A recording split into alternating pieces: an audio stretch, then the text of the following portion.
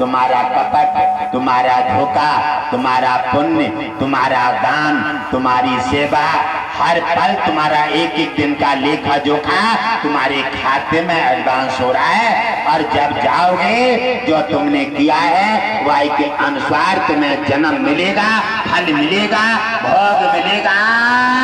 उसी के हिसाब से तुम्हारा जन्म मिलकर के तुम्हारा कल्याण। मेरे भक्त की जय हो। जाते हैं ऐसे सोच के हिसाब से विचार बदल जाते हैं। ऐसे एक परिवार में एक बेटा था, पत्नी थे और बड़े धार्मिक विचारों के थे, भजन करते थे। सोचने लग रहा है कि भगवान यहाँ घर पे मिलेंगे नहीं, लेकिन भगवान तो हर जगह मिल जाते हैं। आप अपने को थाम लो, अपने को संभाल लो, आप सब्र रखिए, आप अपना साधन बना के रखिए। मान भी मिलेगा, अपमान भी मिलेगा, बेइज्जती भी मिलेगी, धक्का भी मिलेंगे। यह तो भक्ति का एक पैगाम है, मार्ग है, ये सबको मिले हैं और तुम्हें भी मिलेंगे। आगे मंजिल बनाते चलिए, हटिए मत। और हट जाते हैं भक्त, आगे बढ़ते हैं और थोड़ा सा रोड़ा पड़ जाता है, छोड़ दो भक्ति, कोई साधन में फर्क नहीं है, सत्संग भी मिल जाए कोई फायदा नहीं है, बाकी भाई रह जाते हैं, कुछ नहीं मिलता। और जो रोड़ा हटा करके आगे बढ़ जाते हैं और समस्या, भूकंप, तूफान को भी अपना टारगेट बना करके जो डर गए वो मर गए और अड़ गए वो पार गए, पार चले जाए। और जाकर के उन्होंने कहा तब दिनों चले जाते हैं जैसे हमारे रबड़ फैक्ट्री, एकांत में जाकर के एक जगह देख लेते हैं और वहां भजन करने लगते। जी कह रही है ये नाथ, ये तो तीनों पूरा परिवार ही तुम्हारा चिंतन कर रहा है, अब इनका क्या करोगे? भगवान विष्णु कहने लगे, हे लक्ष्मी,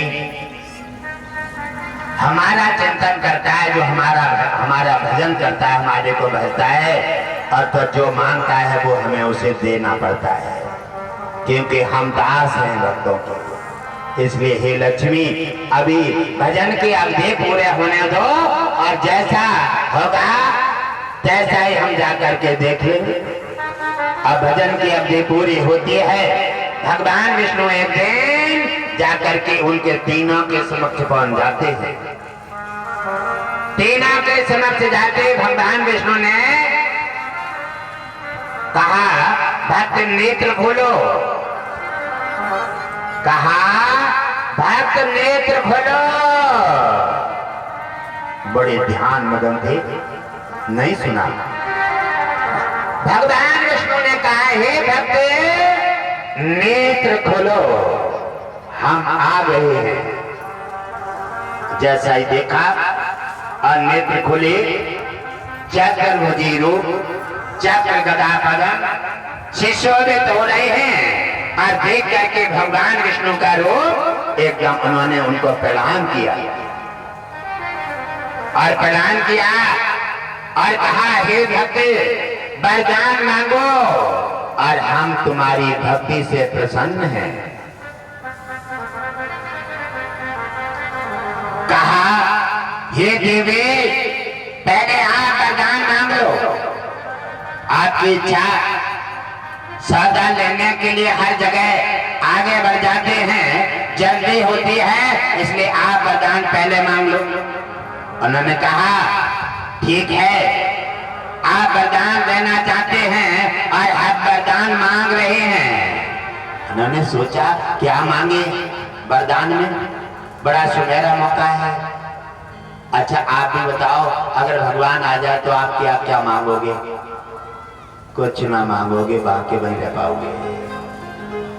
कोई खुशी मांग लोगे, कोई दौलत मांग लोगे, अरे ऐसी चीज मांगो जिससे हमेशा कभी खत्म। हमें वरदान लीजिए, हम इतनी सुंदर 16 साल की कन्या इतनी सुंदर हो जाए जो हमारे समान सुंदरता में कोई भी पूरे विश्व में नहीं है। भगवान विष्णु ने कहा तथास्तु, ऐसा ही हो। नारी का सबसे बड़ा गहना है सुंदरता। सामने सीधे आइए, लाइन में आओ। भाई सुंदरता मांग लेते हैं। अब हम भी क्या बताए, हमें तो अपनों ने लूटा, गैरों में क्या कम थी और कश्ती वहीं डूब गई जहाँ पानी कम।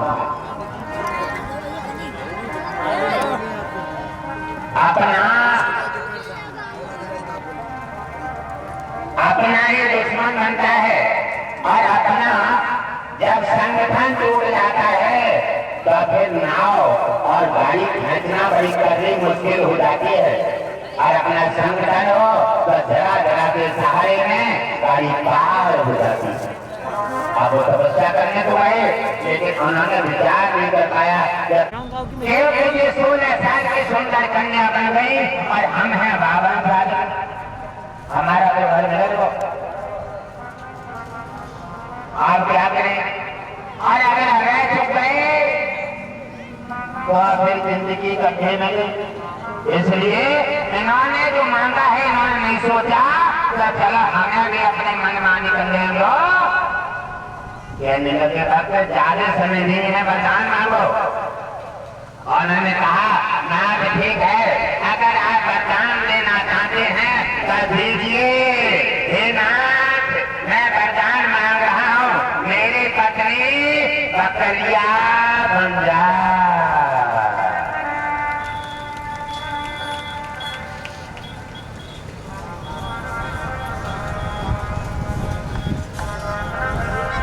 संगत से गुण उपजे और कुसंग से गुण जाए, बास फांस और मिश्री एक ही भाव बिकाए।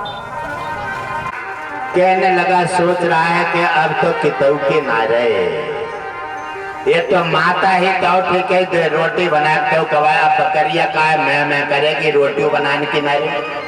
अब क्या करें? अब तो अभी मौका है और मौका जाओ निकल गया तो कितौ के ना रहे। इसलिए भगवान विष्णु कह रहे हैं भक्त वरदान मांगो।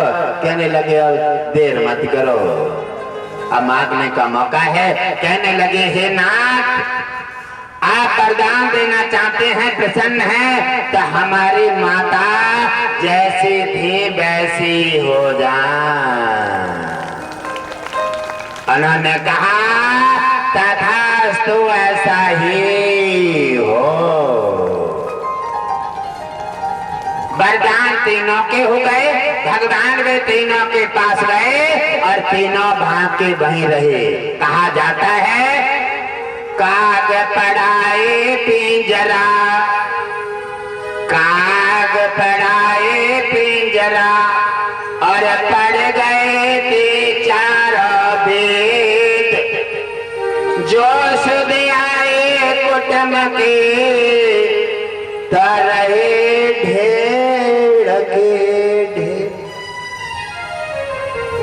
तपस्या हो गई, वरदान भी हो गया और भगवान भी मिले और भगवान ने सबका इच्छा का वरदान दिया, लेकिन किसी के पास कुछ नहीं रहा, भागे वहीं रहे। ये मेरे प्यारे भक्त, यहाँ आकर के मानव जीवन लेने के बाद ऐसी कथा का आश्रय मत लो ऐसा, और जो मांगो और मानव जीवन उत्तम जीवन मिला है इसको आगे बढ़ा करके अपने सनातन के लिए, अपने धर्म के लिए, अपने युवा पीढ़ी के लिए आगे बढ़ा करने का काम करो। आगे सनातन में धसाने का काम करो, आगे धर्म की ओर बढ़ाने का काम करो। तुम्हारा धर्म कर्म दोनों ही आगे बढ़ेगा और तब तुम्हारा कल्याण। बोलिए सच्चे